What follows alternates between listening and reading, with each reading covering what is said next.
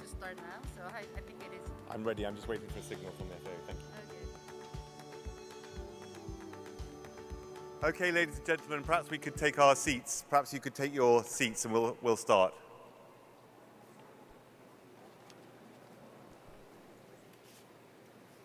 Thank you all very much.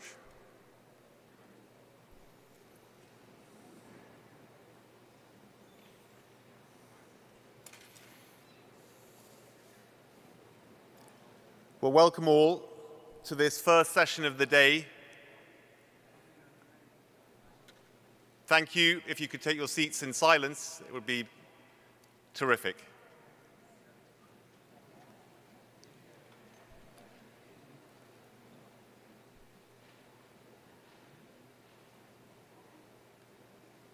When you're ready. Okay, very good. Thank you very much. Welcome to this first session of the day, our Ministerial Forum on Forest Finance. Now, I don't know about you, but I get a little bit annoyed when I hear about the failure of the forest climate agenda, about the failure of REDD+ to deliver on its promise of a decade and more ago. Because the promise of REDD+, the promise of bringing forests productively into the climate agenda, was predicated upon large, sustainable, predictable, long-term flows of finance from developed countries, primarily, to forest countries, primarily developing or middle-income countries. And that long-term, large, sustainable, predictable flow of forest finance to the tune of tens of billions of dollars a year, which was our original conception a decade and more ago, that flow of finance has not happened. So it is not surprising that progress on the forest climate agenda has been so much less than all of us hoped. This is the critical issue in the forest climate agenda. We will not bring forests productively into the climate agenda unless we get that large, predictable, sustainable, long-term flow of finance. So I'm delighted that we've devoted this high-level session to the issue with distinguished politicians and officials to speak for us on it. And with that, I call on our first speaker, Maria Elena Semedo, who is a Deputy Director General of the FAO. Thank you, Maria Elena.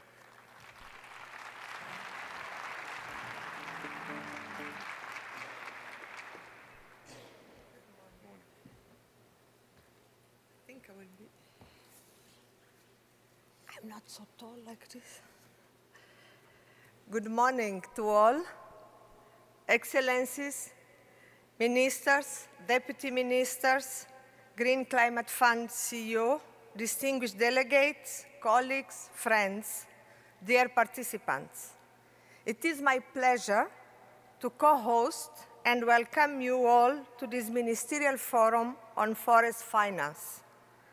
Today's environmental and health crisis and the global fallout from conflicts call for urgent action for a sustainable recovery.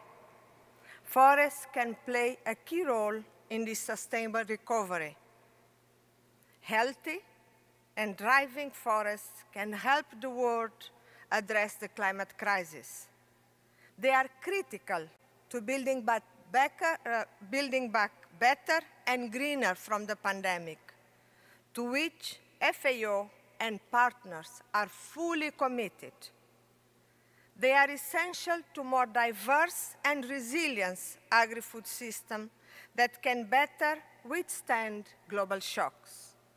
But to protect and unlock the full contribution of forests to economies and human well-being, we need to recognize the full value and invest in their sustainability. Around half of the world's GDP moderately or highly depends on ecosystem services, including those provided by forests. However, forests are still being lost at a rate of 10 million hectares per year, severely undermining efforts to achieve the Sustainable Development Goals. To reverse this trend, we need to divert financial flows away from action that harm forests. Instead, we must incentivize investment in conservation, restoration, and sustainable use. We must address trade-offs and maximize synergies between agri-food systems and forests. By doing so, we can help to produce sufficient, safe, and healthy food for a growing population while conserving our natural resources and biodiversity. To achieve this, we must mainstream forestry as part of national accounting and with fiscal and financial policies. Forest finance needs at least triple by 2030 to meet climate, biodiversity, and land degradation neutrality targets. Viable options exist. Climate action, United Nations REDD+, and forest restoration, in particular, have advanced in recent years. Implementation and finance are scaling up. REDD+ and other related results-based payment schemes could play a key role in supporting countries to halt deforestation, promote restoration, and enhance sustainable use of forests. We can take advantage of growing carbon markets, seize promising developments in mobilizing private sector finance, and make sure that finance reaches small-scale producers. But finance needs to be matched with political will, strong institutions, technical knowledge, bold policies, and support. Ladies and gentlemen, we must promote win-win solutions for increased sustainable production while halting deforestation. How this can be achieved? This can be achieved through creating national policies that promote local markets for sustainable products, pursuing a green, inclusive, and circular bioeconomy, repurposing agriculture subsidies. Currently, almost 540 billion per year to include forestry and agroforestry. Setting clear national targets for sustainable agriculture development and forest conservation and sustainable use. Securing land tenure and land heights. Implementing market-based measures to improve the sustainability of agri-food system, and increasing transparency and rewarding progress in target supply chains.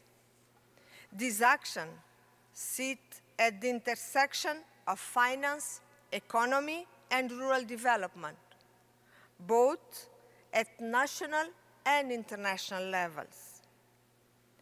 The Food and Agriculture Organization is committed to working with member countries and financing partners to address the challenge facing forests.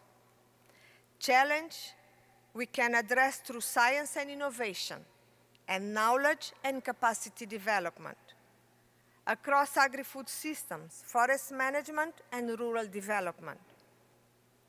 The countries and organizations represented here play a central role in advancing many needed actions.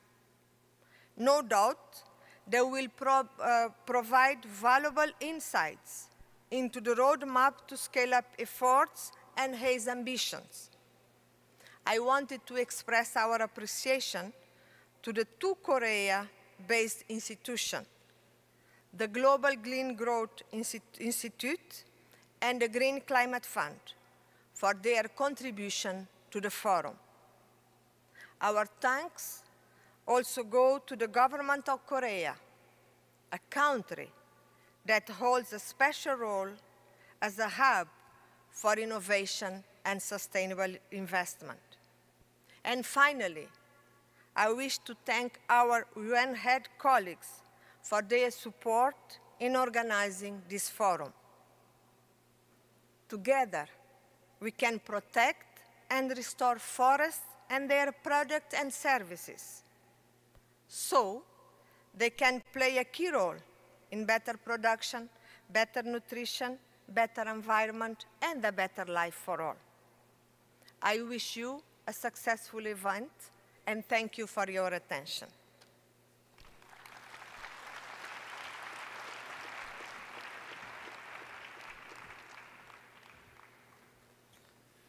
Thank you very much indeed, Maria Elena. May I now call upon the Minister for Economy and Finance of the Government of Korea, Mr. Dog-Yel Ahn.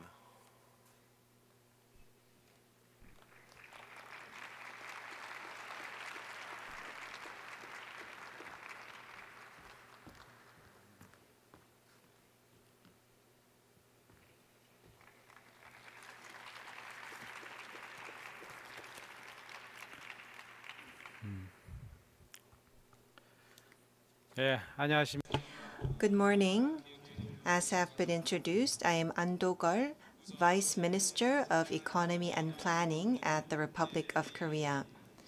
I would like to take this opportunity to thank Minister Choi Byung-am and also Deputy Director General Maria Helena Semedo for this invitation to the Ministerial Forum on Forest Finance at the World Forestry Congress, the most influential international conference in the area of forestry. I would also like to take this opportunity to thank Secretary General GCF and Secretary General of GGGI for participating in this forum. Thank you for taking the time out of your very busy schedule to join us today. Thank you to all of the ministers and vice ministers as well. Also, a special thank you to all those who have made this event possible. In order to respond to climate change, one of the most important topics is indeed forest finance, and I believe that it is very meaningful that the first topic of this year's Congress's Ministerial Forum is on forest finance. This April, IPCC issued a report which says that the pace of climate change has accelerated by 10 years compared to the 2018 predictions. In order to respond to climate change, we need to come up with nature-based solutions, including forestry. The forests on Earth are equivalent to the lungs of our body, and forestry is indeed the vaccine that can help us protect ourselves from climate change. Forestry is also being recognized as a UN as carbon sinks. At the 2020 Davos Forum, a major agenda to plant 1 trillion trees around the world was also received a lot of attention. At last year's COP26, through the Glasgow Declaration on Forest and Land Use, along with 140 countries, the Republic of Korea has declared that we will stop the depletion of forestry and land. The Republic of Korea has invested 1.6 trillion won as of 2010 to reforest our nation, and we have expanded this budget to 2.4 trillion as of 2022. And as a result, just 5 decades ago, most of our forests were depleted. However, we have now become a forestry powerhouse because tree coverage in Korea is 65% of our total territory. Against such a backdrop, we have the honor and privilege of hosting this year's World Forestry Congress. Last year, the Republic of Korea hosted the P4G Seoul Summit, and we also participated in COP26. And against this backdrop, we have established the Green New Deal Trust Fund and have pledged to contribute 30 trillion won over the next 5 years.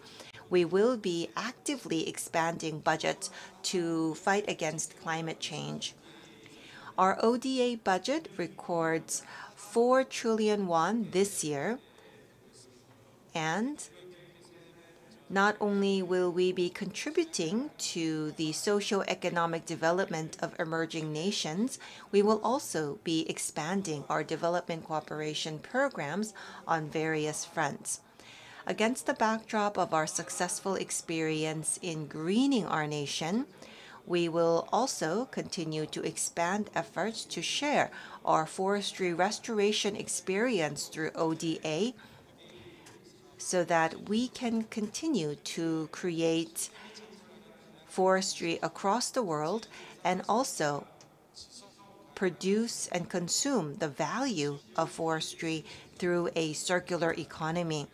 We hope to participate in expanding programs to enhance income for local communities, capacity building for women and youth, and also to have donor and beneficiary collaboration organizations. Especially through GCF and GGGI, we will continue to stand up to global challenges such as disasters and climate change, and we will continue to support and finance cross-global efforts to fight against climate change. And also by establishing the Climate Technology Center and Network, we have continued to expand various cooperation for the field of green technologies. I look forward to the various messages of the speakers present at this forum today to once again emphasize the vision of forestry for the international community and also to come up with actionable and tangible measures. I look forward to all of you participating in building a green, healthy, and resilient future with forests. At the 15th World Forestry Congress, I look forward to cooperative measures being found to expand forest finance.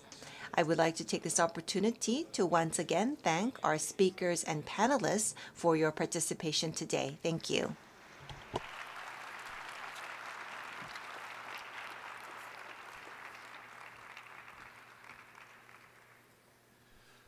Thank you very much indeed, Vice Minister Ahn. And I'd now like to draw your attention to a video, if we could have it shown on the screen, a submission by the Minister for International Environment and Climate of the UK, Zach Goldsmith.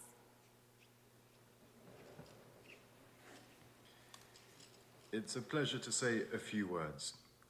Put simply, if we lose the world's great forest, or even much more of them, we will have derailed those complex natural systems on which each of us depends for everything, from food, clean air, rainfall, to the very stability of the climate that makes life possible for us. It's the height of madness, the definition of irresponsibility. And although, of course, there is so much more to discover and learn, we don't need any more research to tell us what we need to do. But the good news is that we know we can. We have all the tools we need. There are pockets of real ambition around the world, including here in South Korea. And we know that given half a chance, nature can and does recover. Indeed, the beauty of protecting and restoring the natural world is that in doing so, we're tackling so many other challenges as well, the causes and impacts of climate change, hunger, poverty, pollution, even pandemics. And that's why, as COP26 presidents, the UK brought nature from the margins of the global climate debate into the heart of our response, with our 141 countries committing to work together to halt and reverse forest loss and land degradation by the end of this decade. Unprecedented financial commitments amounting to around $20 billion, including an initial $1.7 billion to help indigenous peoples and local communities secure land rights, and commitments from the world's biggest buyers of forest risk commodities, financial institutions, and the big multilateral development banks that will see trillions of dollars aligned with our goals.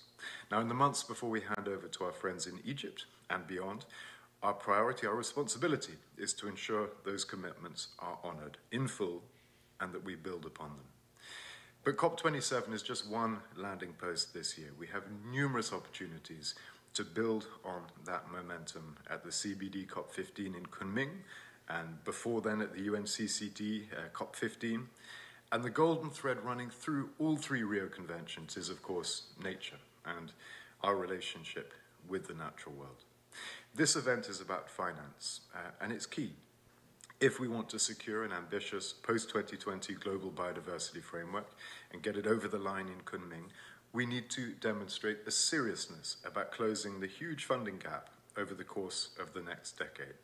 Public money, private money, philanthropic money, all need to scale up. And for our part in the UK, we have doubled our international climate finance to £11.6 billion, and we've committed to investing at least £3 billion of that on nature-based solutions. We'll spend at least half of that on forests. But we also need to change the way public money is spent right across the board. So instead of undermining and degrading the public good, it supports it, shifting hundreds of billions of dollars of subsidies away from destruction and towards sustainability, resilience, renewal. The world's top 50 food-producing countries, for example, spend around $700 billion every year subsidizing often devastating land use. That's 4 times the world's aid budgets combined, and it's roughly what we think we're going to need to help nature recover. So you only need to imagine what we could achieve together for forests, for nature, if we got that money flowing in the right direction. We need to commit to making all official development assistance, or ODA, nature positive and Paris aligned. And we need governments to commit to using all those levers that are uniquely at their disposal, working together across the ministries of government to adjust the rules, adjusting them so that we take nature into account in all our decisions, so that we make pollution, degradation, and waste an unbearable liability, and so that the market recognizes the true value of nature. And it is a colossal challenge, even as we confront the impact of conflicts and we work to bring the pandemic to a final end. But it is essential, and we have everything we need to do it, including those inspiring examples around the world of what's needed. So I look forward to continuing to work with all of you and seeing this through in the weeks, months, years ahead. Thank you so much for inviting me.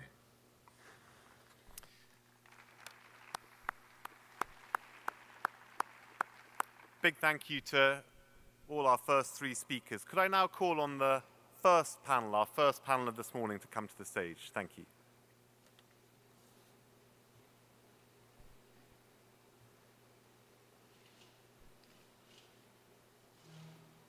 Thank you very much. Our first 3 panelists, if you could come up to the stage.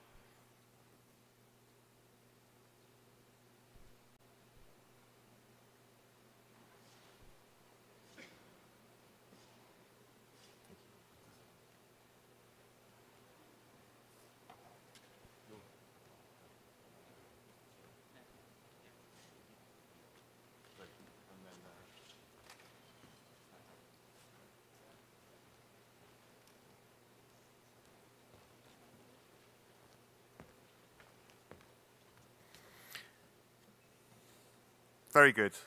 Very, very pleased to have with us Minister Byung-Am Che of the Korea Forest Service, Her Excellency Rosalie Matondo, who's the Minister of Forest Economy of the Republic of Congo, that's Congo-Brazzaville, and Marcial Amaro Jr., who is the Assistant Secretary of Environment and Tourism of the Philippines. Alas, we could not have with us our fourth intended panelist due to the now wearily familiar COVID reason. But I'm delighted to ask Dr. Frank Rees-Berman, the Director General of the Global Green Growth Institute, to speak to us live on Zoom.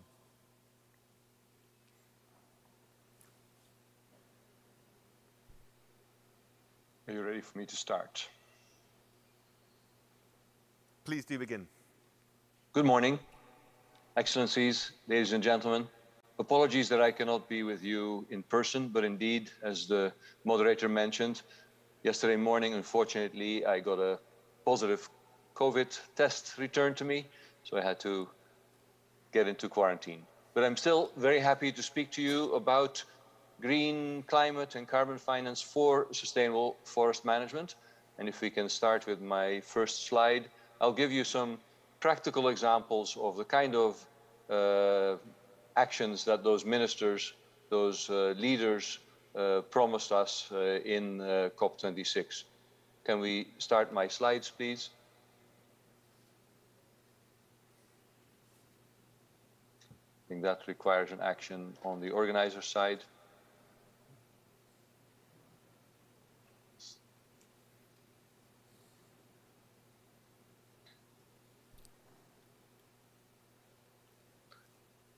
Well, while we wait for that to happen, a number of speakers have already mentioned, there we go. So my first slide briefly introduces GGI, as we are still a very young intergovernmental organization, unlike the FAO, your key hosts. We only got established about 10 years ago as an intergovernmental organization supporting our member countries to shift to a greener, more environmentally sustainable and socially inclusive model of economic development. Next slide. We now, next, thank you. We have now 43 member countries and another 20 plus on the road to membership. And what is a little bit special is that we have about 3/4 of our staff embedded in our member countries in ministries of finance, planning, or indeed of environment and forest. We support those countries in their forest policies, their climate policies, but also in mobilizing green and climate finance. So in the next slide,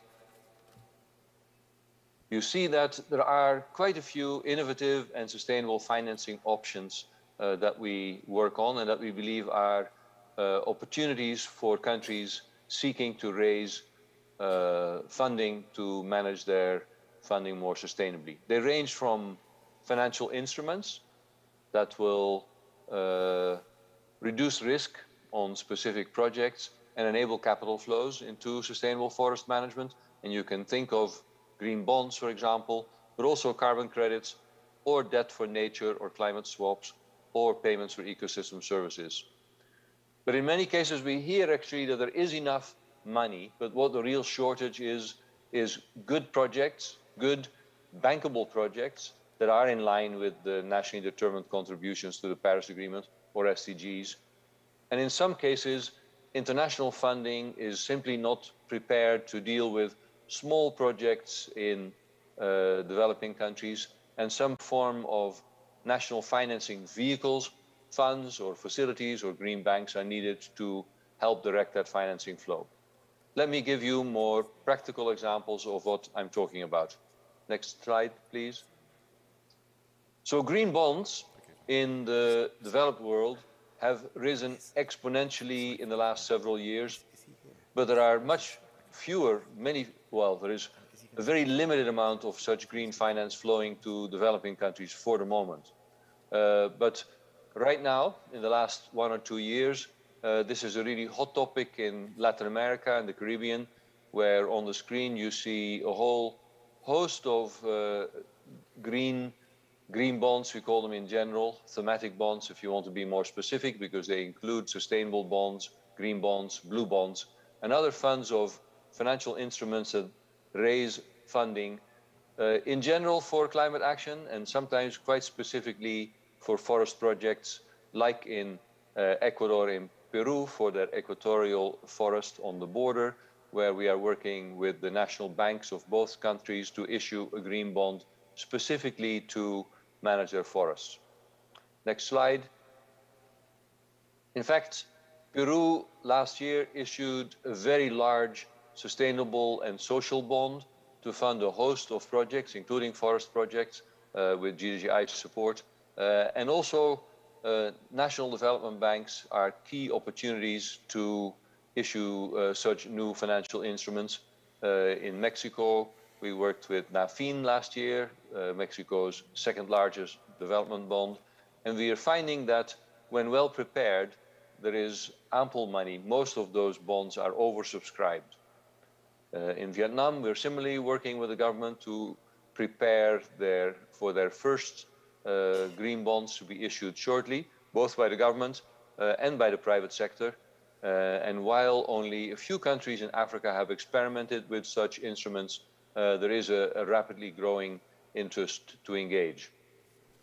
Next slide. Even newer also agreed at COP26 was the rule book for Article 6. So RED+, the voluntary market for carbon credits related to forests, is likely to move to the more formal Article 6 governed market for internationally transferred mitigation outcomes. Now, most countries are not ready for that yet, but it is a good time to put in place the governance, the MRVs, and the other instruments that selling countries will need to be able to trade with interested countries on the buying side. And we see among our members that almost every member country of GDGI is interested to either sell or buy such carbon credits. In fact, next slide.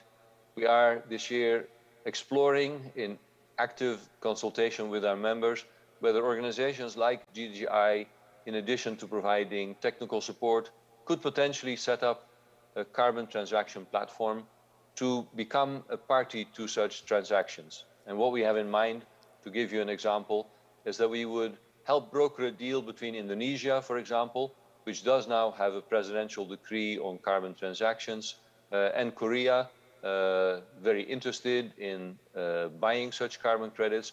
And if the two governments can agree on the terms and conditions, that might open the opportunity for project developers in Indonesia to develop projects that could be offered to, for example, Korean private sector companies interested in buying such credits if they can be validated on the Korean national carbon market.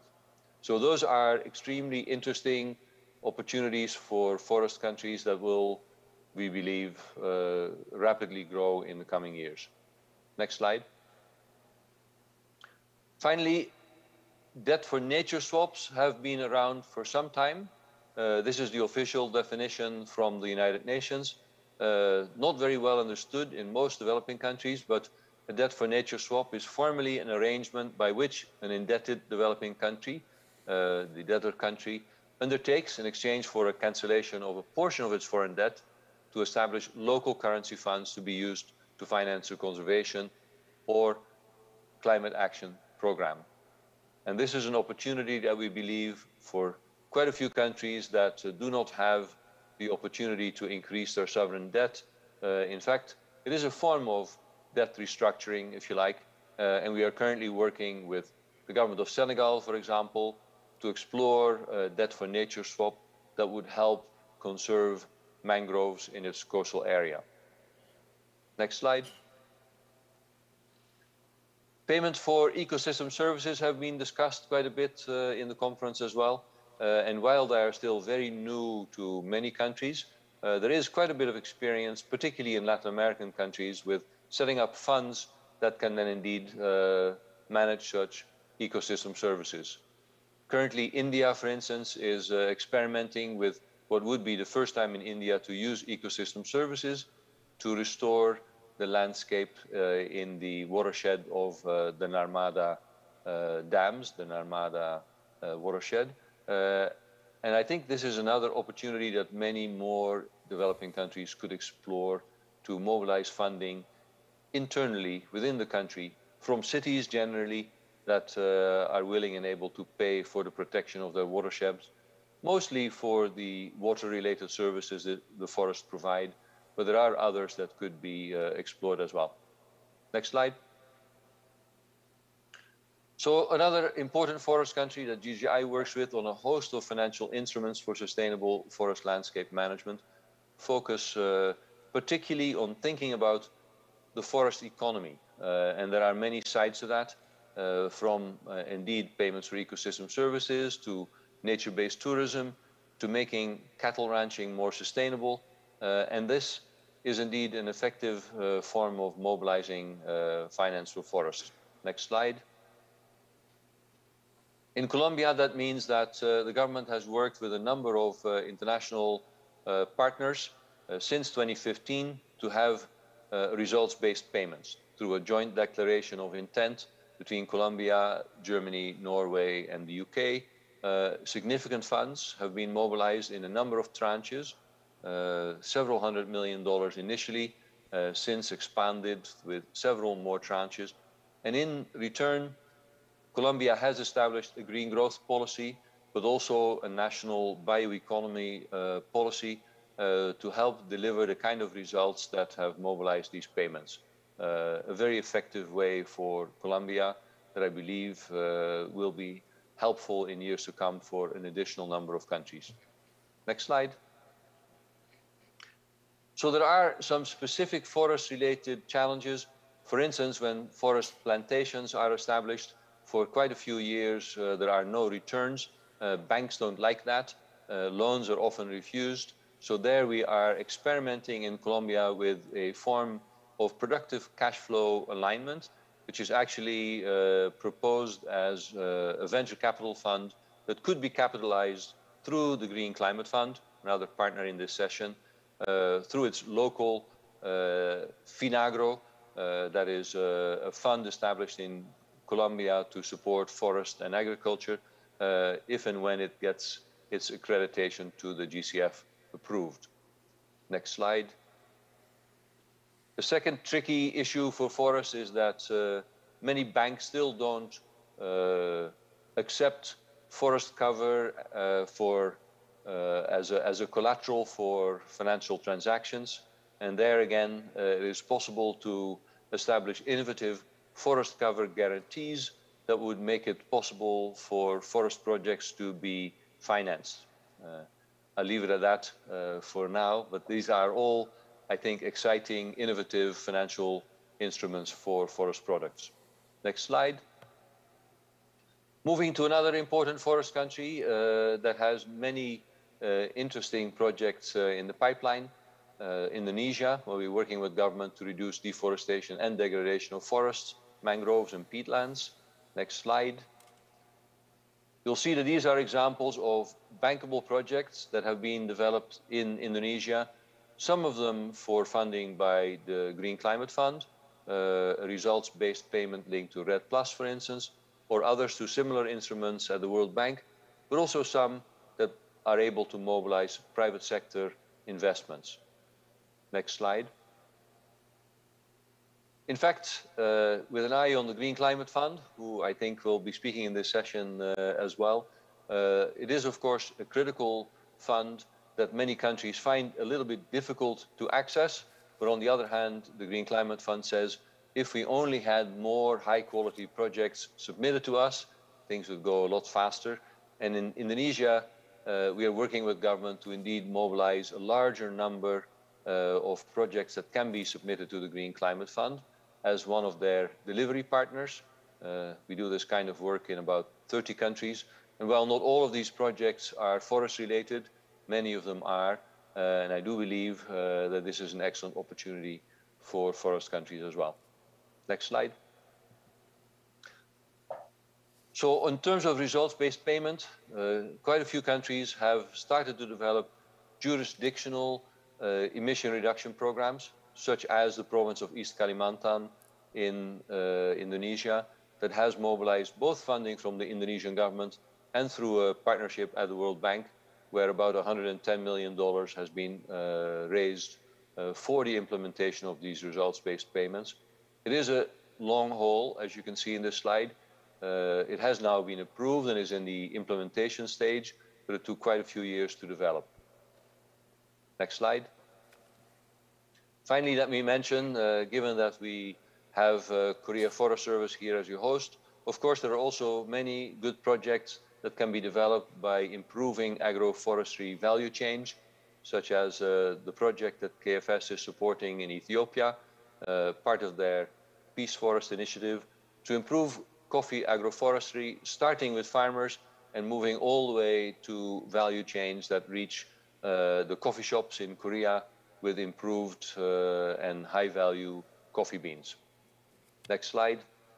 And indeed, those opportunities are there in many countries. We're working currently with KFS to similarly develop the value chain.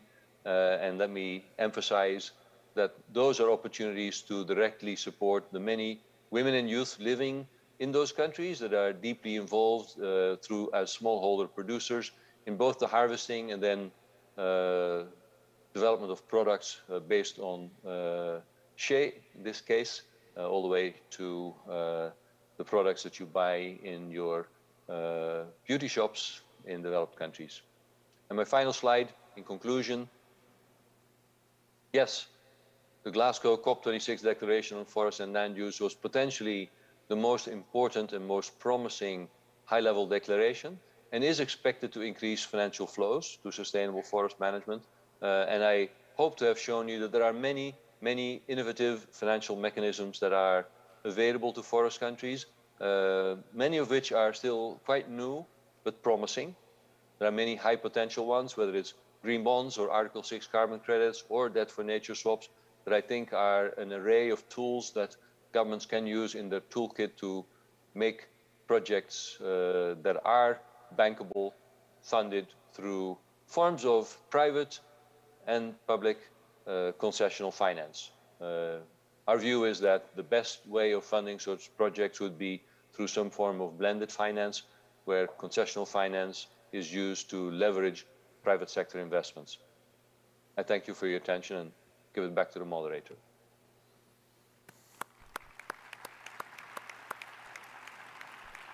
Thank you very much indeed to Dr. Rees-Berman. Perhaps that's a little bit more progress than some of us feared was in the offing. Well, that sets us off on a good foot. And now to the panel, if I may. My first question is to Minister Che of the Korea Forest Service. May I ask, sir, how Korea is making forests central to your development and financial policy agenda?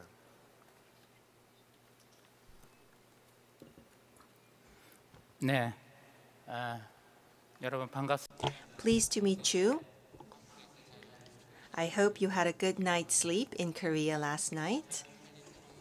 As have been introduced, I am Choi Byung-am, Minister of Korea Forestry Service. Thank you very much for your participation at the Ministerial Forum on Forest Finance. Welcome to the ministers and vice ministers of Forestry and Environment and Secretary Generals of GCF and GGGI. Thank you for your participation. The value and importance in responding to climate change is so clear that it doesn't need to be emphasized any longer. In particular, ever since the adoption of the 2015 Paris Agreement, until COP26, the role of forestry continued to be emphasized even more. Forestry is the only carbon sink, and it has the potential of decreasing the emission of carbon by 5 to 6 billion tons by 2050. The land use change and forestry field has one of the highest potential for reducing carbon emissions along with renewable energy. And therefore, without sustainable utilization and conservation of forestry, we cannot achieve our climate change goals.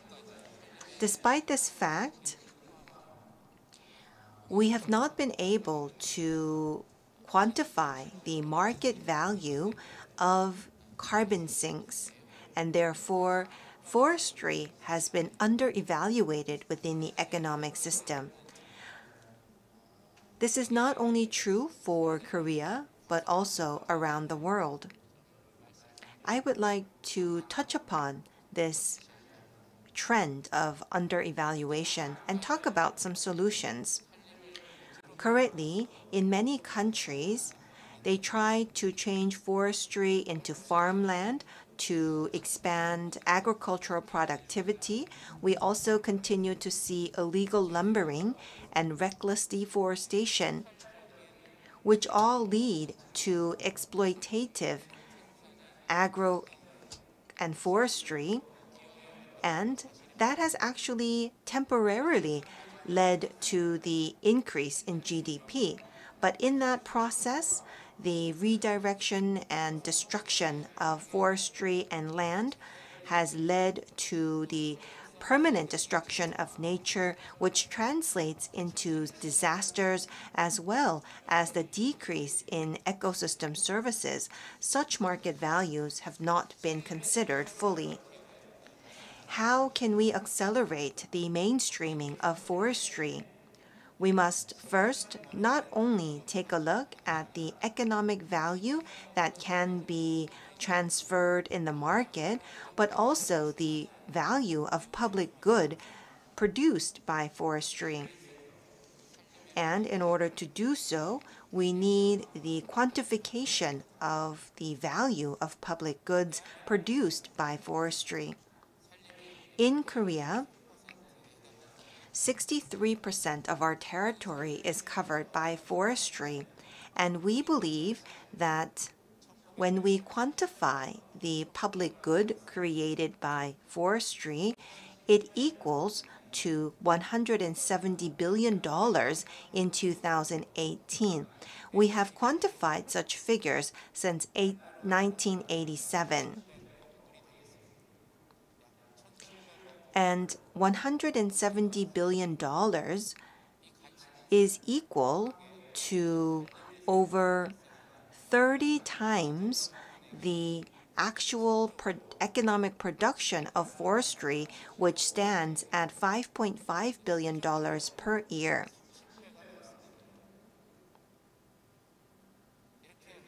And so, by quantifying the economic value of public goods produced by forestry, we will be able to emphasize the importance of forestry to the financial authorities.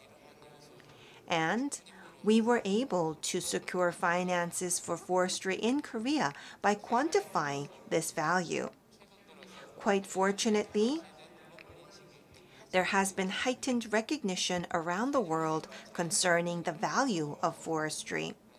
The economic, environmental, and social benefits from ecosystems, including forestry, have come into the limelight. And so, we have started to emphasize the importance of financing to prevent the destruction of forestry. I believe that this is very encouraging.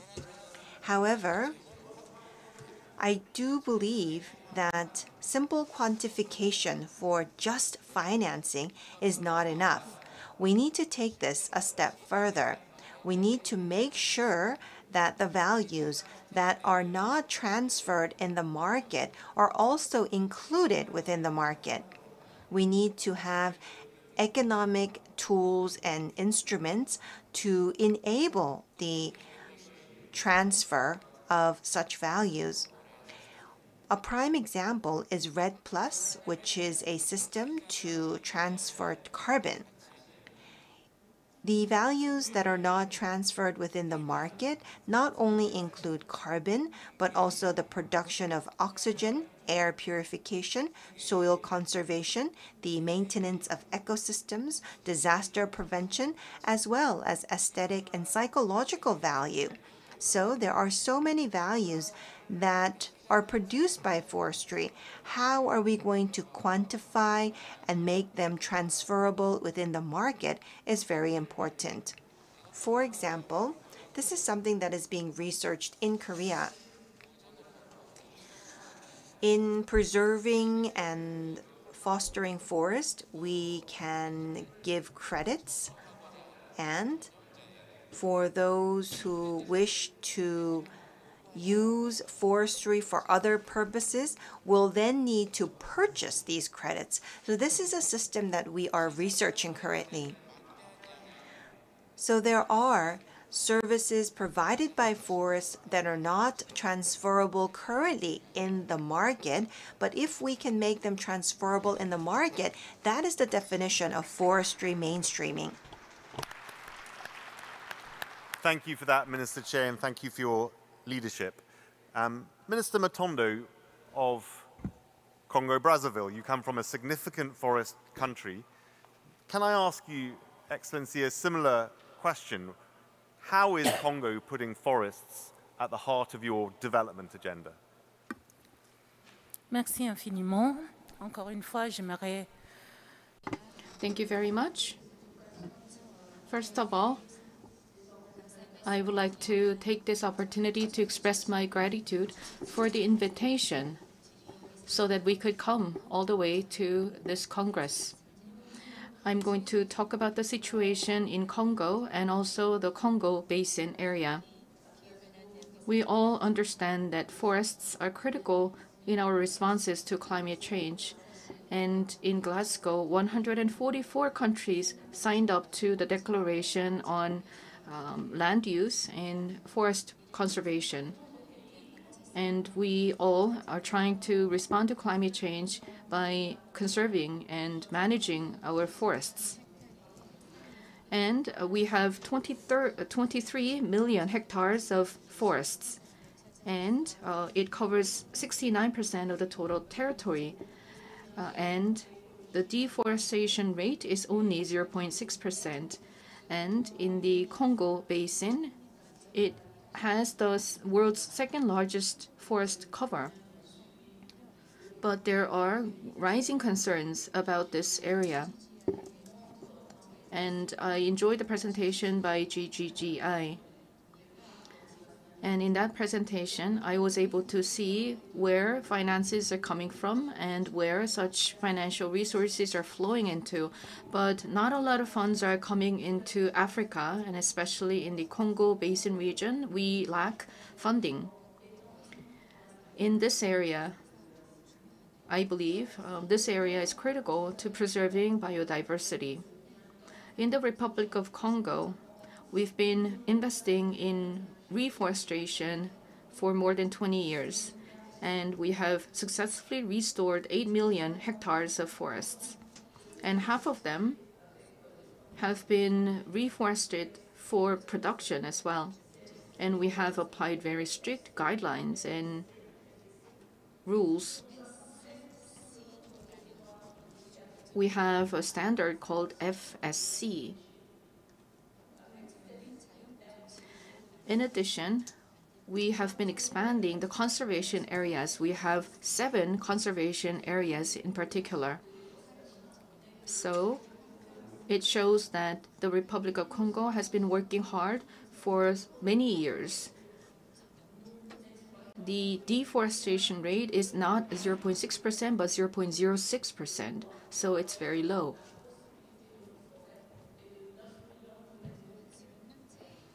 Also, when we take a look at the production capacity of our forests, it's 9 million cubic meters, and the utilization is only 2 million cubic meters. So we have a low level of utilization. So we wish to expand our forests by additional 1 million hectares, And at the national level, we have established the Red Plus plan. And we have an initiative called Coffee in Central Africa. I would like to express my gratitude to fund providers for this initiative. As for this coffee fund, this is actually the first international fund that we received. And in addition to such official contribution, there were many voluntary contributions coming from all parts of the world, including the EU. We've been benefiting from such financial contributions since 2009, and we have been working hard to build a stronger forest governance system. Together with EU, we have created a mechanism to better manage our forests. We've been gathering data, and we've also been implementing a monitoring mechanism. And by utilizing these mechanisms, we've been able to accumulate a large amount of data, and we're going to continue to do so. Moving on to the Red Plus strategy, we have been receiving about $1 million, and this has been used for various purposes. In addition, coffee is another source of funds to carry out various projects. As you can see, the international community has been providing finance to our initiatives in the Republic of Congo, so thank you very much. And in 2020, we created a new law on forest management. And as for Central African countries, we have been working on legislative efforts to preserve our forests. So these are some of the examples of the activities that we've been carrying out in the Republic of Congo. Of course, these initiatives have been challenging. We always suffer from lack of finance, but the Congo Basin is an important area, and we are committed. And with this strong commitment and will, I believe our initiatives can produce successful outcomes. We look forward to continuous support from the international community.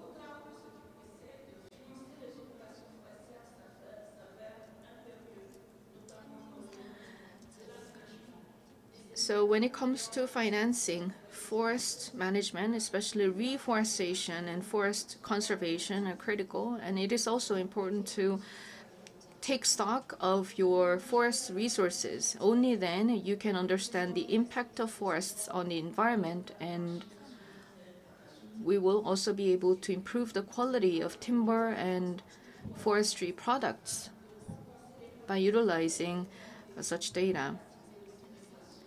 And we will continue to cultivate our forests, and we wish to increase carbon capture and carbon absorption capacity. We will utilize new technologies and new tools so that our forests can be utilized in a legal and fair and sustainable manner. I believe that the international community has to step up its efforts, and also countries need to provide more financial resources to developing countries, especially countries in Africa.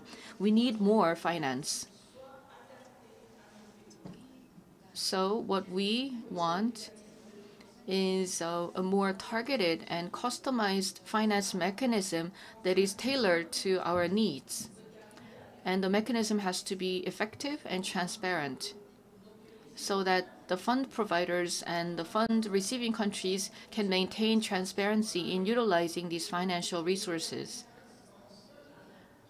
And in Africa,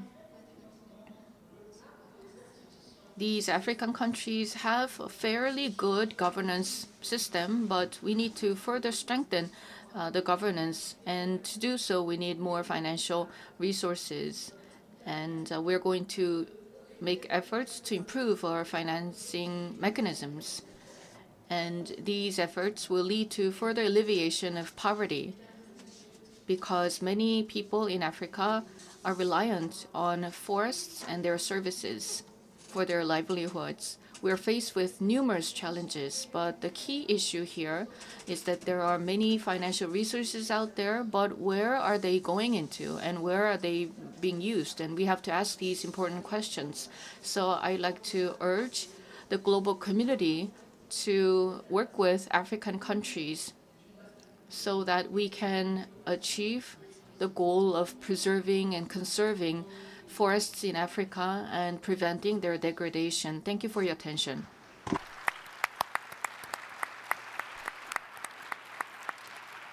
Thank you, Excellency. Thank you, Minister Matondo, and thank you for your leadership. Mr.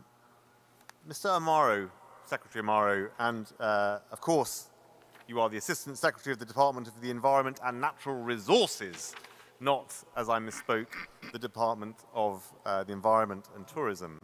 Mr. Amaro, the Philippines has recognized the importance of forests in your development agenda. How, a little more specifically, are you developing financial instruments that recognize that importance? Thank you, James. Pleasant good morning to everyone. Let me first congratulate all the organizers for this very successful event and, of course, this Ministerial Forum. The Philippines, I guess, is a country of many islands with a total area of 30 million hectares. We have legally classified forest lands at 53%, but our forest cover only stands at 23%. And also, the forests are also found beyond forest lands. So basically, we may have lesser forests inside forest lands.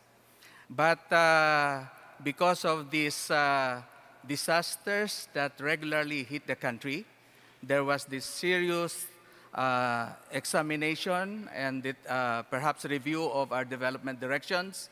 And I guess in the end, forest was realized to be at the central in terms of the solution to us surviving these regular typhoons that hit us numbering on the average 20 per year. So let me just provide for the regular processes that are being carried out in the country. So forestry sector or forestry development in particular is guided by forestry master plans. So the current Philippine Master Plan for Climate Resilient Forestry Development is the third since 1990, and it covers 2016 to 2028. Simply called Forestry Master Plan, its agenda is to realize our vision of sustainably managed watersheds and forest ecosystems that provide environmental and ecological benefits to our people. The goals include placing our forest lands under appropriate management arrangements, organization of multi-sectoral governance structures and processes, sustainable management of watersheds and forests, and climate-resilient forest-dependent communities. The Forestry Master Plan is mirrored in the Philippine Development Plan, or PDP as we call it, and for 2017 to 2018, it is in a particular chapter, a standalone chapter on ensuring ecological integrity, clean and healthy environment. The PDP corresponds to the 6-year term of presidential administrations. However, the present plan, the version is the first medium-term plan anchored on a national long-term vision. We call it Ambition Natin, or our ambition, up to 2040. This seeks to lay a strong foundation for more inclusive growth, high trust and resilient society, and a globally competitive knowledge economy. This plan, the Philippine Development Plan, in turn is supported by a corresponding Philippine Investment Plan. So these both plans guide the Philippine Congress in appropriating budgets for our annual budgets for our priority programs and projects. So reforestation and forest restoration or rehabilitation, coupled with forest protection, are priority programs in the Philippine master plans as well as the Philippine development plans, and therefore provided with regular funding support by the government. Our national greening program, initially designed to cover only up to 2015, is now running for 11 years since 2011. Total budget provided is 54.6 billion pesos, or equivalent to over $1 billion US dollars. Over 2.17 million hectares were planted, to 1.8 billion trees for timber production and agroforestry, including high-value crops as coffee, cacao, and rubber, bamboo and rattan, and mangroves. Jobs generated, particularly for the upland and coastal communities, which we consider as the marginal sector in our society, total about 5.8 million. On the other hand, our anti-illegal logging and forest protection program was supported with a budget of 8.4 billion pesos, or $16.8 million over the same period. And this now use an app-based mobile system augmented by the deployment of drones, resulting to a significant reduction to our illegal logging hotspots, from 197 in 2010 to just 19 last year, or a reduction of 90%. So basically, as of the moment, the funding support for the priority programs is through the Philippine government's budget. However, we were fortunate also to benefit from ODAs, particularly from JICA, from the Asian Development Bank, from IFAD, over the same period also in the rehabilitation of degraded ecosystems or forest lands and watersheds. And this total 288 million US dollars, where an additional of over 115,000 hectares were rehabilitated. People's organizations strengthened, numbering around 632, and basic infrastructure support provided under this project. So basically, while we are right now very much dependent on our national budget, we are also one with the international community in trying to catch up to avail of these developments, such as in the RED+. We have to declare that as of the moment, we are still in the readiness phase. So, but I guess let me end this sharing that right now is the midterm of the current master plan, and in time for the change in our administration. So we now can have this opportunity to rechart our direction and perhaps also leverage with other financial arrangements, so that we would be covering the remaining areas that need to be rehabilitated for us to be more or less climate resilient. Thank you very much. Thank you. Thank you very much, Secretary Amaro, and thank you for your leadership.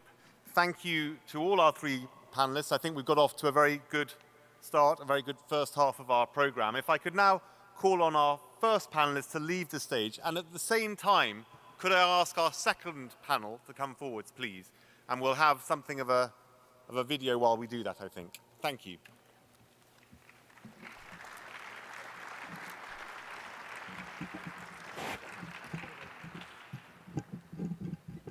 Our growth makes forests fall. Yet we need forests for a livable future. Forests play a critical role in achieving global adaptation and mitigation goals. But to do so, forests need to grow. Restoring and conserving our green frontiers can help us get back on track to limit global warming to 1.5 degrees Celsius, while also unlocking opportunities for a sustainable COVID-19 recovery. Financing forest action is more crucial than ever. We need to invest in forests to address the climate crisis. The Green Climate Fund scales up financing and catalyses investment for sustainable forest management and conservation. Enabling environments are needed for developing countries to take forest action.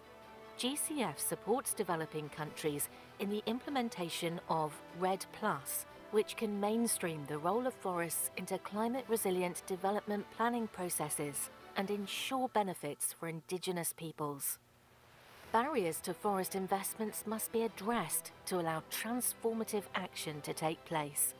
GCF is supporting countries like Bhutan by closing the short-term public finance gap for forest protection, allowing them to restructure their forest governance and management systems in the long term while helping drive innovative nature-based approaches and creation of green markets. Mobilization of private sector financing is also needed.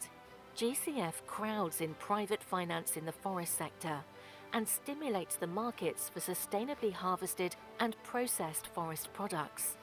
GCF leverages public funds to de-risk equity investments, such as through the Arboro Fund. Strengthening the capacity of domestic financial institutions is key. Through programs like the Inclusive Green Financing Initiative for the Great Green Wall, GCF will support the greening of Africa's financial sector in order to nurture innovative forest and climate strategies. Nurturing forest-friendly economies now will lead us to a livable tomorrow. Because when forests grow, we flourish.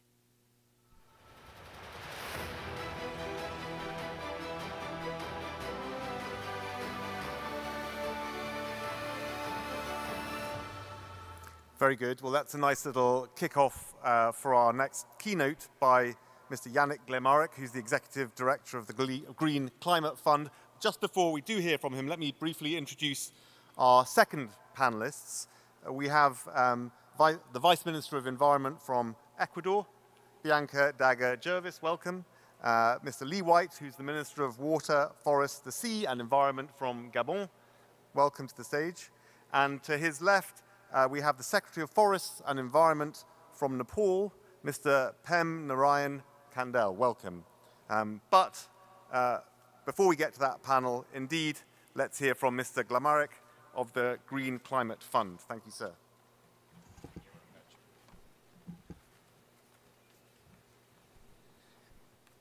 Excellencies, distinguished guests, dear colleagues and dear friends, on behalf of the Green Climate Fund, it's a pleasure to be invited to say a few introductory remarks to set up the stage for this session on how to address the financing gap for forest.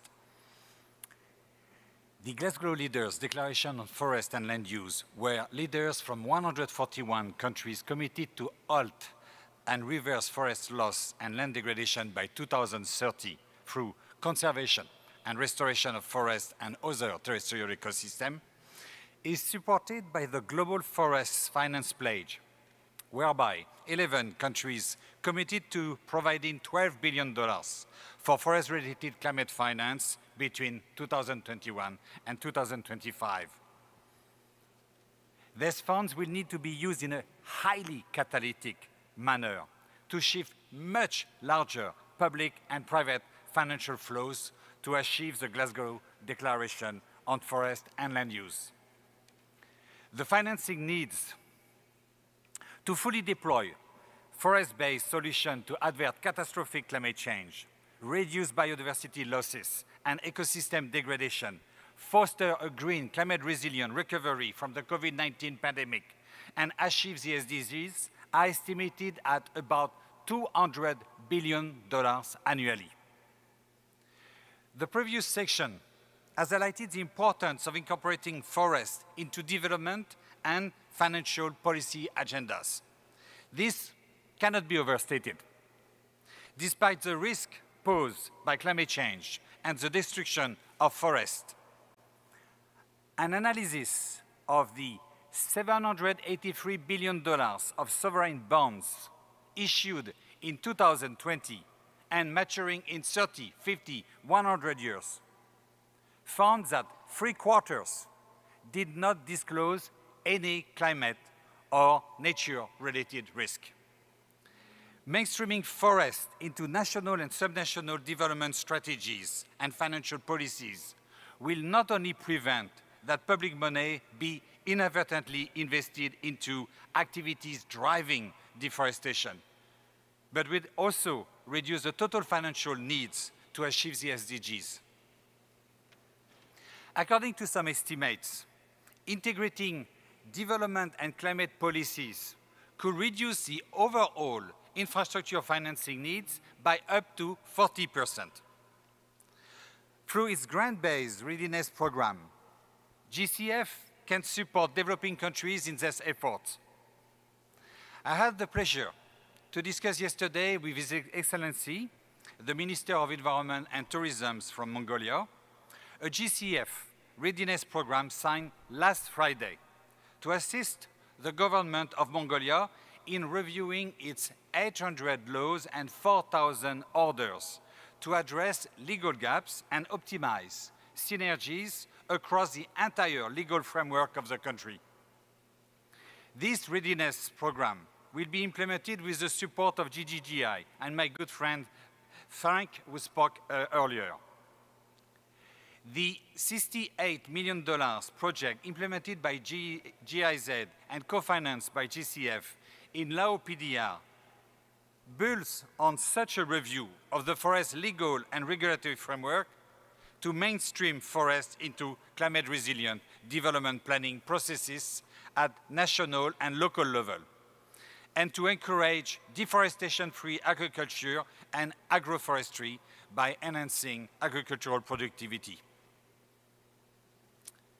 What else should we do to effectively bridge the financing gap for forest protection, restoration, and sustainable management? There are literally hundreds of innovative financing mechanisms that could be described. Frank went through a number of them, and this could prove extremely confusing because they tend to be context-specific and do not apply to all countries and all thematics alike. But most of these instruments have two key objectives. The first one is to create new asset classes. And the second one is to create new climate and nature markets. And I will discuss in turn each of these two types of objectives. Turning first to new asset classes, green, social, sustainability, and sustainability-linked bonds represent a new asset class that has gained traction over the past years across developed markets. Even though green bonds grew by $600 billion in 2021, they still represent just a fraction of the bond market. The growth potential is immense. However, and there is always a however when we discuss something like that, the size of this market remains limited in developed countries. In developing countries, for example, Africa accounted for only 0.077% of the global green bond markets in 2021, echoing what was said by the minister from the Congo-Brazzaville. It's often those who need the most of resources who have the least access to resources. The adequate market infrastructure are needed to provide the foundation for capital markets depth and liquidity, and give a fighting chance to be able to issue such kind of green bonds. These include exchanges and trading platforms, clearing houses, credit risk assessment, custodian and fiduciaries, and developing the capacity of local public development and commercial banks to issue green bonds. But the potential of green social sustainability-linked bonds to help fill the SDG financing gap is significant. I mentioned in my remark during the first section of the high-level panel yesterday the $600 million Amazon Bioeconomy Fund, co-financed by GCF and implemented by the Inter-American Development Bank in 6 Amazon countries to support eco-businesses in the Amazon.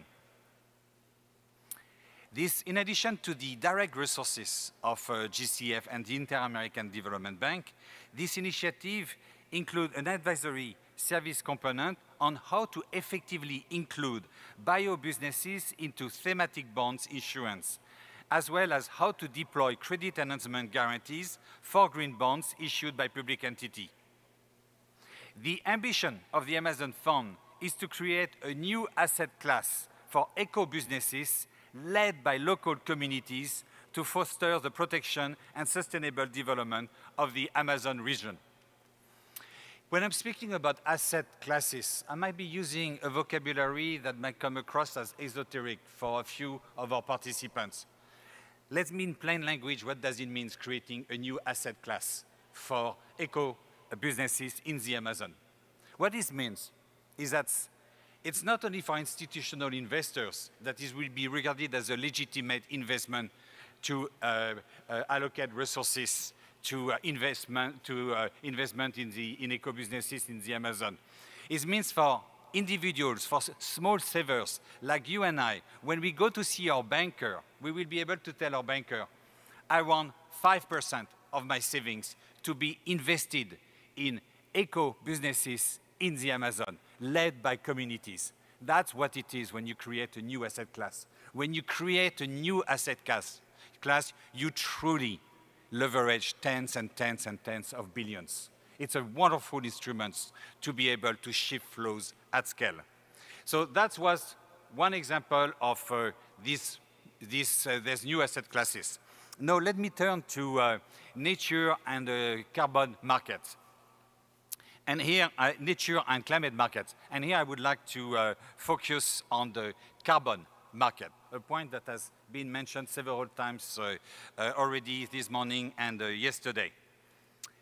The forest carbon credit often fetch higher prices in markets because of the range of co-benefits they provide, starting with adaptation and sustainable development. REDD+ carbon credits have been soaring with a growth of 280% in September 2021, year on year, showing the strong interest among voluntary buyers for REDD+ credit. In response to the mandate given by the UNFCCC, GCF has been supporting since its inception all three phases of REDD+ to create a robust market for high-quality carbon credit in terms of both environmental integrity and development co-benefits. The GCF has financed over $12 million for phase one of readiness, Phase two has financed $145 million for phase two implementation, and the GCF was the world's first provider of result-based payment with a total of $497 million disbursed and under implementation. Our objective was to basically kick off the market of REDD+ by being the first buyer. The GCF REDD+ result payment pilot program is being used as a stepping stone by some countries to lay the basis for generating high standard carbon credit that could be traded on markets, but also through the LEAF coalition. For example, Costa Rica reinvested some of its proceeds from the GCF REDD+ result-based payments into a system to document the transfer of rights to the revenue from carbon transaction from landowners, notably indigenous communities. This is an important step in accessing private finance for emission reduction. The adoption of the rules of Article 6 in Glasgow last year opens new opportunities for countries to leverage carbon markets to avert catastrophic climate change, restore ecosystem, protect biodiversity, and finance the SDGs. These opportunities do not only apply to terrestrial ecosystem, but also to blue carbon, coastal and marine ecosystem. Blue carbon, which include mangrove, has largely been left out of NDCs. And let's be open, neglected in policy making. Despite the critical importance of coastal and marine ecosystem to mitigate and adapt the impact of climate change and preserve the livelihoods of over 500 million people across the globe. Blue carbon, generated by mangrove restoration, have the potential to deliver high-quality carbon credits that could fetch higher prices, thanks to exceptional carbon storage potential and the multiplicity of co-benefits, adaptation, livelihood, food security that they provide. GCF is currently exploring with its partner a series of initiatives to deepen blue carbon markets. In its effort to leverage new financing mechanisms to close the climate and nature financing gaps, GCF places a strong emphasis on co-benefits and safeguards and the rigorous vetting processes leading to project approval.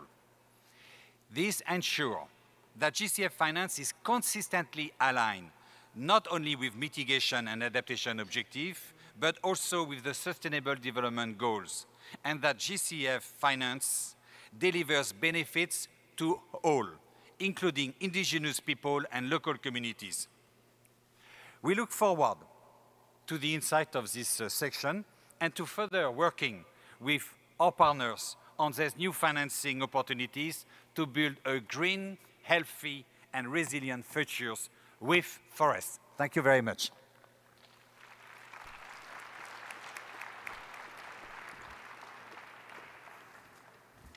Thank you very much indeed, Monsieur Glamarek. Vice Minister Daga, Ecuador made really one of the most bold statements when it said, okay, we have this oil resource, we will not develop the resource if you compensate us for it. And of course, the compensation didn't arrive. I wonder if you could speak to that example, or generally to the challenges that your country has faced in trying to access finance for climate purposes.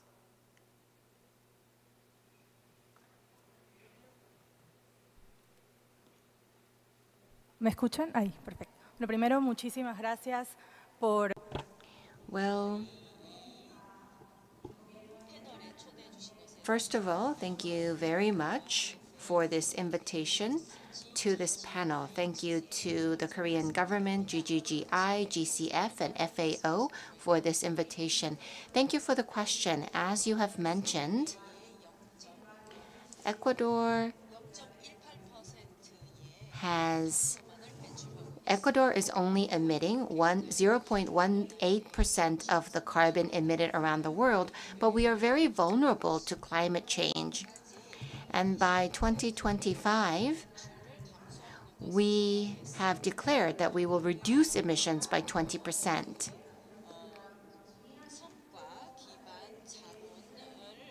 And we hope to lead result-based payment along with Germany and Norway.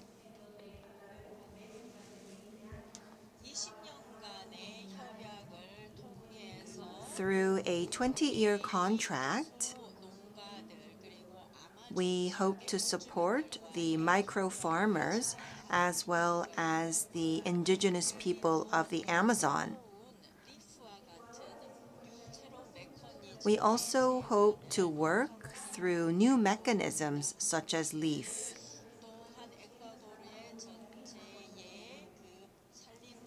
The forests in Ecuador are primary, and 50% of that is in the Amazon.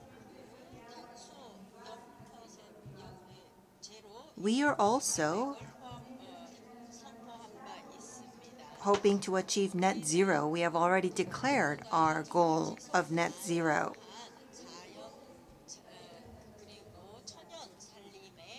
We hope to achieve sustainable utilization of primary forest.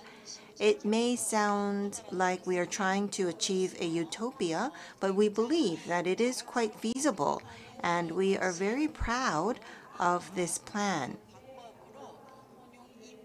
And we believe that by utilizing agroforestry,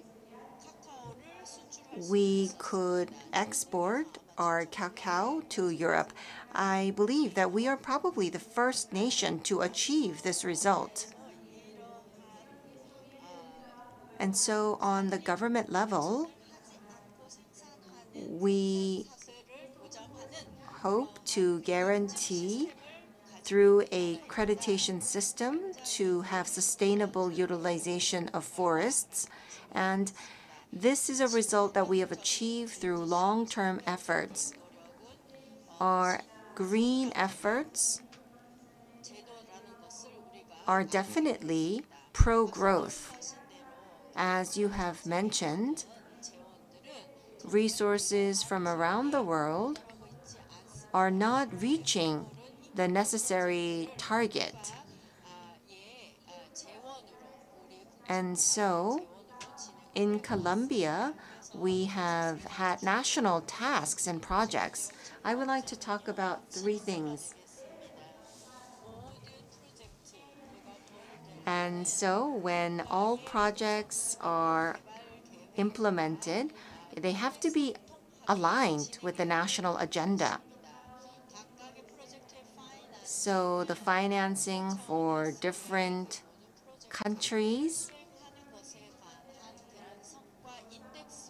should be linked and aligned with national indexes. And second is speed. All government projects and programs in Ecuador must be implemented according to the timeline that has been established for the project itself. And third is to have fair negotiations and conditions. In particular,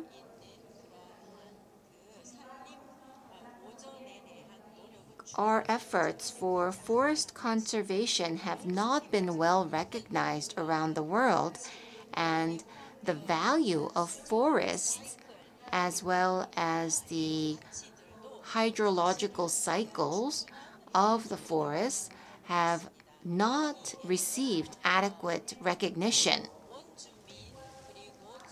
This also includes the value of the local community and the indigenous people. And so, taking all of this into consideration, we need to receive compensation based on result-based payment. A country like Ecuador definitely is worth its value because of our forest as well as our natural resources. We have abundant resources. This includes minerals and oil. But if we develop while destroying our environment, this is not something that we can accept. So we need to be recognized for the benefits that we are giving up. Therefore, we need to find greener and innovative ways of development. That is why we made that particular decision. We are a middle power, and our economy is not large. But despite this fact, we have made the decision to make sure that we do not destroy the environment in conducting agroforestry. Thank you.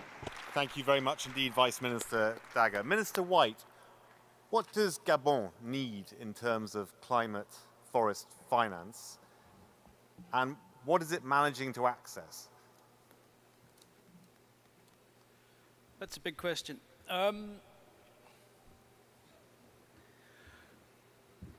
We actually turned our back on REDD+ and what people are calling climate finance some 10 years ago. We're a country that's 88% rainforest. For 3 decades, through strong government policies, we've maintained our deforestation very low, rather like Congo. Over the last decade, since Copenhagen, we've absorbed net 1 billion tons of carbon dioxide. So, we're beyond carbon neutral. We're one of 10 or so carbon positive countries that are absorbing more carbon than we emit. Over the last decade, we've increased that net absorption. So we've become even more net positive by about 100 million tons. And we did do a deal with Norway a few years ago for $150 million of basically aid money in proportion to carbon reductions. Aid money with a lot of strings attached to it. It's not really finance, it's sort of money to accompany us. But when I say we turned our back on REDD+, I was in the room, as you said in your introductory comments, I was in the room when developed nations promised $30 billion for Fast Start REDD over 3 years. REDD was meant to be this transition, this, Prince Charles sold it as the emergency transition from deforestation to stabilizing forests. By now, it should have changed its name. It shouldn't be called reducing emissions anymore. It should be called reversing emissions, because it was meant to transition to stabilizing forests. That 30 billion never materialized. Maybe in 10 years, we've spent 2 billion, not 30 billion in 3 years. So what Gabon did was we looked at the situation in Gabon and we developed a national development strategy that would preserve our rainforest. As in Congo, we're, I guess, very lucky. You can do carbon positive forestry. When we do selective logging, when we cut 2 trees per hectare every 25 years on a rotation, you end up with more carbon in your logged forest than in your unlogged forest. So you can actually exploit the forest to increase carbon stocks and to preserve the rainforest. We banned the export of logs. Gabon, for over a century, exported logs to the developed world. The first logs were sent in 1889 to Hamburg in Germany. And when you export a log from the Congo Basin, you retain 8% of the value by our calculations, 8%. So it's 8% for Gabon, 92% for whoever's buying the logs. 8% of the job, so 1 job for Gabon, 9 jobs for the country importing the logs. So simply by banning, I say simply, but we'll come to that, simply by banning the export of logs and transforming the logs into furniture, into parquet, into windows and doors and so on, you multiply your forest economy times 10. And critically for Africa, where our population is young, you multiply your jobs, your forest jobs, by 10. You create a constituency of Gabonese people whose livelihoods depend on sustainable forest management and timber transformation. And so the Gabonese people become vested in sensible, sound management of the rainforest. And if you're going to make that transition, what you need is investment. You need private sector investment,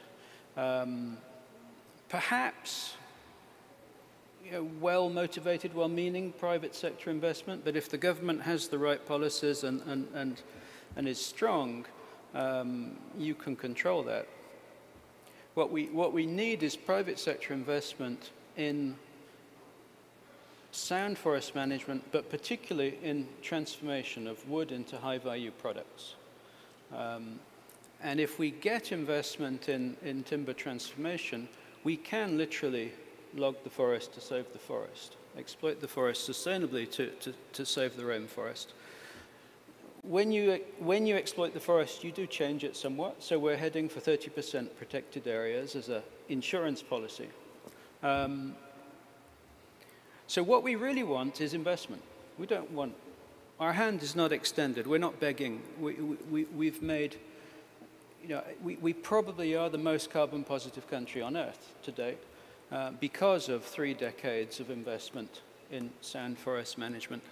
But we want to go further. We need to multiply our production of third and second, third, fourth level transformation products over the next decade. And we believe strongly that we can multiply. We can go from 30,000 jobs in Gabon to 300,000 jobs. We can go from a $1 billion timber industry to $10 billion industry, and at the same time increase carbon stocks. And so what we're looking for is not, small RED+ payments. We're looking for substantial investment in a sustainable forest economy.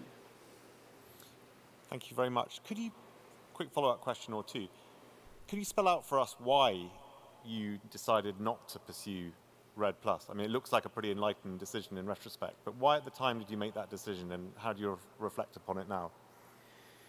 The political thinking was, and it came from our head of state, from Ali Bongo, there's no future, no easy future for the world without the Congo Basin standing. We have 8 years of global emissions locked up in the Congo Basin. If we send those carbon stocks into the atmosphere, then we've lost the fight for 1.5, 2 degrees. And for a country that's 88% forested, our entire development is linked to how we manage the forest. Are we going to go the way of many of the West African countries and replace our forest with farming, or are we going to maintain the forest? Well, we don't really have a choice, because if we do cut the forest down, the world loses the fight against climate change. If we cut the forest down, the Sahel, we're talking about the green wall of the Sahel, well, the Gabonese and the Congolese forests are generating the rainfall in the Sahel. So if we cut our forests down, we're looking at hundreds of millions of climate refugees moving around Africa. The Congo Basin forests are feeding rainfall into the Blue Nile. So we're actually partly responsible for irrigating Egypt. You lose the Congo Basin rainforest, you lose agriculture in Egypt. What's the economic cost of that? The tens, the hundreds of millions of climate refugees we're going to see. So we decided we had no choice. In terms of the stability of our country into the future, we have to keep the Congo Basin forest standing. And we could not gamble the future of our forests on the voluntary contributions coming from developed nations, because we've seen in the UNFCCC over the years that these voluntary contributions tend not to be delivered upon. So we had to find a local economic mechanism to maintain the forests, and that's what we've done. The sustainable harvest of timber and transforming it into high-value products. We just signed a contract to start making guitars out of oven-coal trees in Gabon. So fourth-level transformation, highly skilled jobs, so rewarding jobs for our people, and high-value products. And we multiply the value of the timber by a factor of somewhere between 20 and 30 times when you put it into a guitar that's sold on the international market. And so it was because, A, we had no choice other than to maintain the forests, and B, there's no way we could gamble on international handouts, basically, through RED. Forest carbon credits, as we head towards carbon neutrality, should be real. A country that's net absorbing 100 million tons of carbon dioxide every year should be able to realize value from that, because that's the only way we're going to get to net zero into the future. But even if we were being paid $10 a ton for our $100 million of net sequestration, that's only $1 billion. We're aiming for a $10 billion forest industry. And how do we create 300,000 jobs watching the trees grow or measuring the trees to see what the carbon stocks are? We can't give jobs to the people of the Congo Basin through RED+ payments. And so it has to be a mix. I think RED+ we should forget about. We should look towards carbon sequestration, ITMOs, for sure, in a sort of a new carbon world. But we don't see any alternative to a mix. Carbon credits might be useful, They might be an addition, but sustainable management of the forests is really the way to go if you're going to create jobs, livelihoods, and maintain the forest. One more, if you'll permit me. When there has been such a lack of progress, what you've been doing in Gabon has been quite inspiring to lots of us. But you have quite unusual circumstances. You have a lot of forest, you have a relatively small population, you have stable government, and you have other sources of revenue. How replicable do you think, say in Africa or more or globally, do you think your progress has been? When you say we have other sources of revenue, we have oil. But because the developed world has filled the atmosphere with carbon dioxide, that oil economy will disappear. And so in 10, 15 years' time, we probably won't be selling oil anymore. And so we've got an adaptation challenge, which is how do we replace 60% of our economy that's going to disappear because of climate change. And so again, this forest economy is our way of sort of premeditated way of starting to adapt to the economic impacts of climate change. I think for Congo Basin, certainly for Congo, Congo is almost as carbon positive as Gabon. You can almost interchange Republic of Congo with Gabon. In DRC, the population numbers are higher and the pressure is higher and deforestation is starting.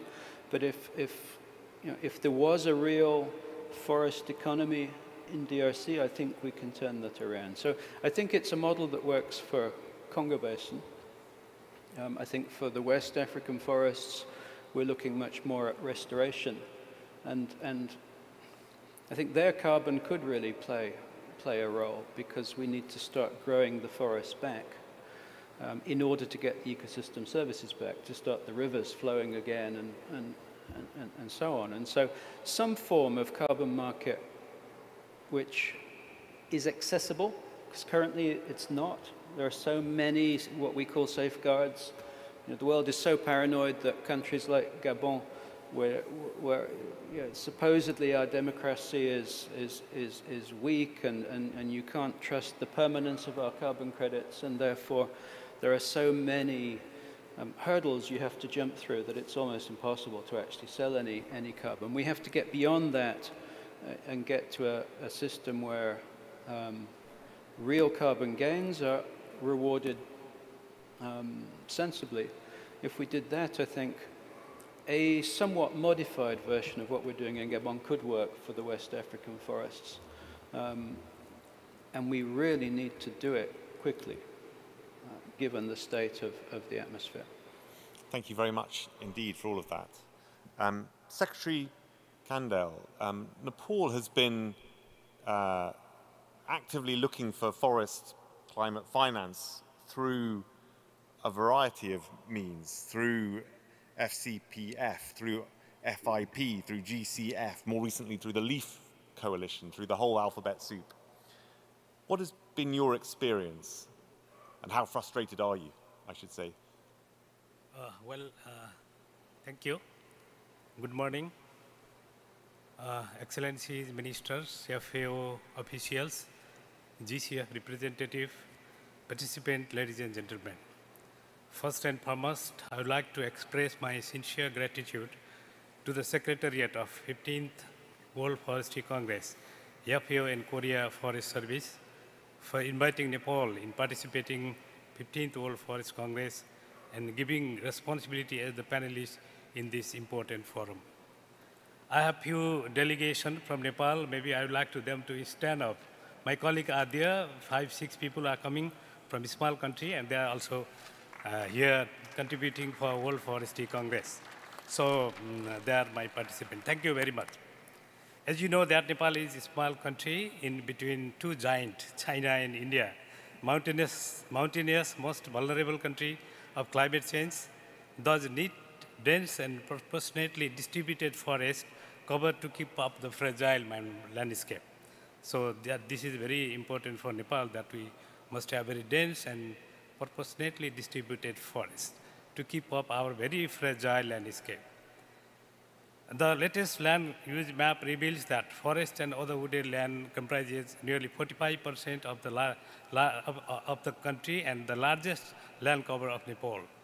Provided multiple environmental goods and services, as I mentioned, support for socioeconomic resilience by providing forest product, food and water security, reduce physical risks due to flood control, ecosystem health, and mitigate greenhouse gas emission through carbon sequestration. So forest in Nepal is very important for its multiple function.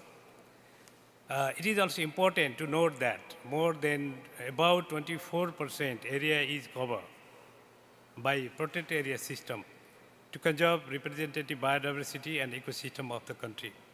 So we have very huge network of protected area system over the country. Forestry sector substantially contribute climate change mitigation and adaptation, biodiversity conservation, and livelihood enhancement. However, policymaker, planner, and private sector have blamed that despite the largest land cover, contribution of forest in revenue generation, employment generation, and also GDP is negligible. So this is the blame that private sector, even the policymaker, higher official blame us that. Therefore, it is very important to us to mobilize these huge resources for the people, for the climate change mitigation and adaptation as well. The reason of this is that because environmental service that forests provided have not been wisely accounted yet. So this is the right time that we have to think to account our forest service, that forest provide the environmental service. So that is very important for Nepal as well. But national development policy and plan have been identified forestry as one of the foundation of economic development. Forestry for prosperity is our development goal. We like to mobilize these resources sustainably for the development of the country, for the economic development of the country, to keep up the fragile mountain landscape of Nepal. So this is very important for Nepal. Nepal is one of the, as you know, that Nepal is one of the signatory of Glasgow Forest Declaration. Our Right Honorable Prime Minister participated the Leader Summit and signed the pledge. In addition to that, in Glasgow COP26, Nepal made 3 important announcements I would like to share in this important forum. Nepal would like to reach net zero emission by 2045, little bit earlier than the global target, because Nepal emit very less greenhouse gases, and we would like to transform our energy system to clean energy, because we have very high potentiality of hydropower and renewable energy. So this is important that Nepal's development path will be climate resilient development, green, resilient and inclusive development, because this is the development path of Nepal. We need to develop our country economically, we need to develop our country and also keep up the fragile landscape. So therefore we have to think on that way. So our target is to reach net zero emission by 2045. Halt and reverse the deforestation and degradation and maintain 45% forest land through sustainable forest management. So sustainable forest management is the key approach that facilitates to reverse the deforestation and land degradation, also increase the green job, employment and revenue. So that is another announcement that we made in Glasgow COP26. And another important announcement is National Adaptation Plan.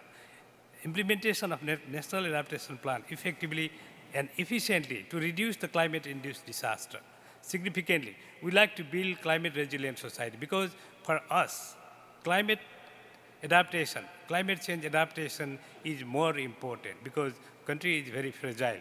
It is very difficult to us to conserve land and water, which are very fundamental natural resources of the earth. Therefore, implementation of National Adaptation Plan, which is in place, is very important for Nepal.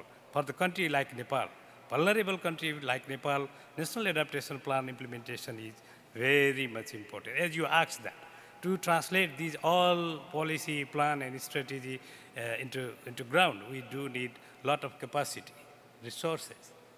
Huge resources is required to mobilize the forest resources, to conduct the sustainable forest management. So therefore, we are looking many funding sources, multilateral international funding sources. For example, Green Climate Fund, GCF support is gradually increasing in Nepal to build climate resilient into 2 watersheds. And on the energy sector, more projects are in pipeline for climate change mitigation and adaptation. We have support from the, we have also the RED Plus program, and also, entering the LEAP, lowering emission, accelerating forest financing. So we are entering in that mechanism. So we are preparing for that. We have also huge support from the government of United Kingdom and also United States in climate change and energy sector. You might listen that MCC, which is very important for our country. I mentioned that. The development path of Nepal is climate resilient development. Then we need to develop, promote the clean energy, hydropower energy, which is very high potentiality in Nepal. And also to reduce the trade deficit, because we have to import fossil fuel from India. So that is why in Nepal there is a big, trade deficit. So we have a lot of potentiality of hydropower, and that MCC Millennium Challenge Cooperation helps to, construct the transmission line and also increase the accessibility for the people to access on hydroelectricity. So those are the areas that international community, bilateral cooperation, multilateral cooperation are supporting for the development of Nepal, for the sustainable forest management of Nepal. So we need even more resources for National Adaptation Plan, to implement the National Adaptation Plan. That is what we are looking for. That is what we need for Nepal. So for that, Nepal is formulating climate finance strategy to guide financial approach. We are formulating, which is in very final stage, that could help to guide the, climate investment.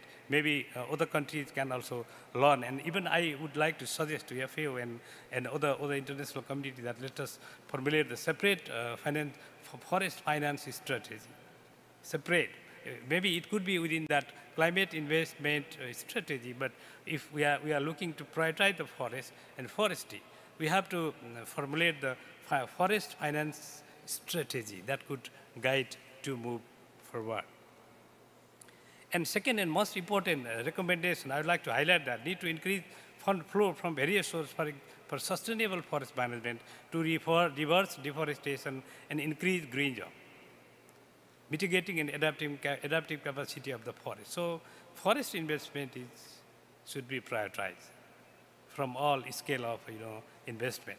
Multilateral financial mechanisms such as GCF for climate investment is doing good. I would like to thanks and congratulate for your work, but need more to prioritize forestry in financial strategy. So that is also very much important. Forestry and also adaptation, increasing grant fund flow for forest finance. Loan is little bit agitating because that forest and forestry is very long gestation. It needs longer time to get the benefit. Therefore, most probably the grant money should flow if loan very less rate of interest is another area we have to think. Private sector investment could be instrumental for result-based payment that you mentioned, and also Nepal is also looking for that. So we are talking with many private investors to invest in Nepal for plantation and other activities. So investment is required. Eventually, I would like to highlight that investment is required in sustainable forest management.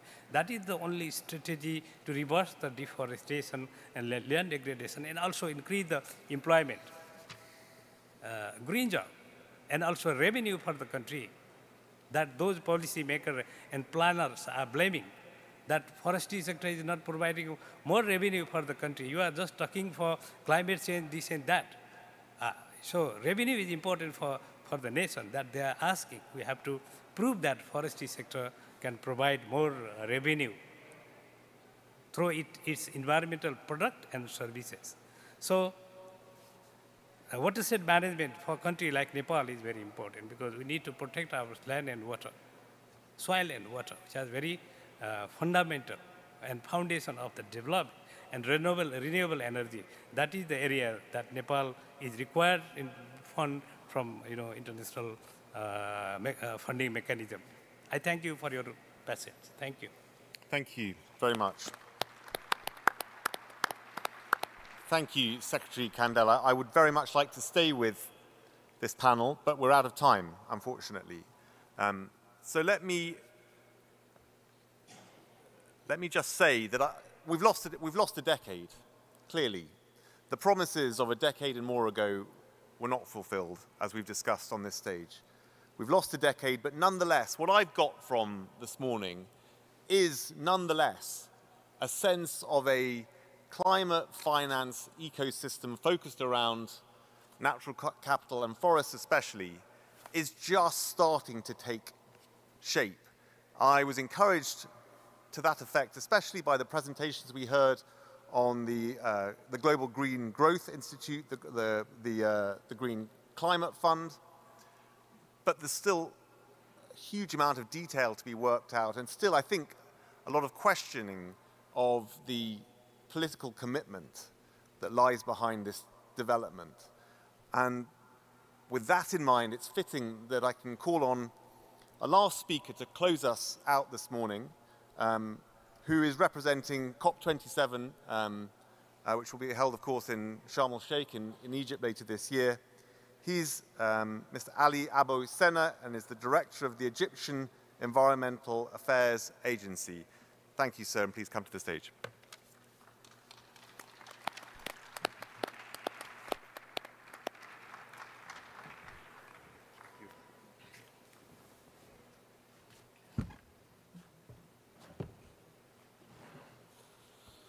Thank you very much for inviting us for this very important session. And it's indeed very important to speak about the finance. And let me start first with the mandates that we have been brought from Glasgow meeting. There was some very special mandates related to finance. The first one related to start a program for collective finance. This is one that we will be working during the COP27. The other mandate related to doubling the adaptation finance, and this is a very important mandate. The third mandate is very important also related to how we monitor the progress through a ministerial meeting every 2 years to review the achievement of the target and how it is really met or not. This is a very important mechanism. So during the COP27, the Egyptian presidency will be working very much and will be ensuring that all tasks and all decisions have been taken in Glasgow will be achieved and completed during the COP27. We are calling the COP27 as a call, or as a COP for implementation. It's a very important slogan that's very important for all the world to start on the ground and working on the ground.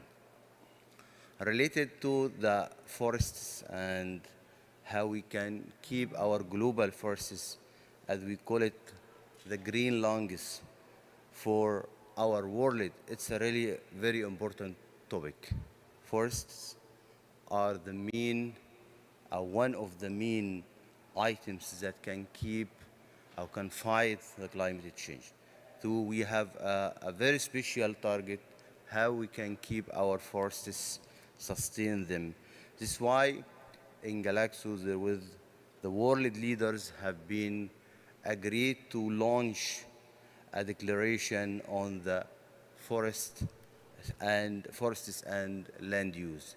This is a very ambitious and very important declaration that we have been taken from Glasgow, and there will be a special day for the ecosystems during the COP27 that countries can present their initiatives, their success stories, and this will be a good opportunity for all of us to discuss this. So as I mentioned that for COP27, financing issue is a very critical issue. The ambition is very high, especially from developing countries. They are looking forward for starting implementation at the ground, how we can deal with the forest issue. There is a need for development, a need to achieving a sustainable development at the ground, and at the same time would like also to work together with how we can fight the climate change. This is an issue, and we have to respect this, especially for developing country. They would like to grow, they would like to achieve, as my colleague from Congo is speaking about, the basic needs for development and how we can increase the jobs and also contribute to the combating the climate change. This is something that we would like to highlight. So I have to refer to the Global Forest Finance Pledge, which have been mentioned by Yannick during his keynote. That is a very big target and big initiative, and we would like to bring it to the ground. And we believe that with additional support from different partners, we can enlarge this pledge and we can also work together. So I would say that during the COP27, financing issue will have a special attention. We would like to work on setting this type of programs for finance, monitoring, transparency for finance. This is a huge task. We are committed to bring it as an unbiased moderator for this COP27. And we are all in Egypt looking forward to see you, to share with you the knowledge, to set together our targets, to start together implementation. So we hope to see you all during the COP27 in Egypt. And by the end, I would like to thank the Korean, the Republic of Korea for giving us this opportunity to be here.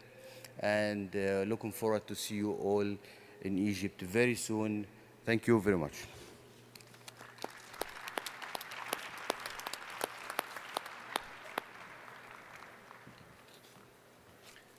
Thank you very much, Mr. Seven. Thank you all. Thank you to all our panelists and speakers. That ends this morning's session.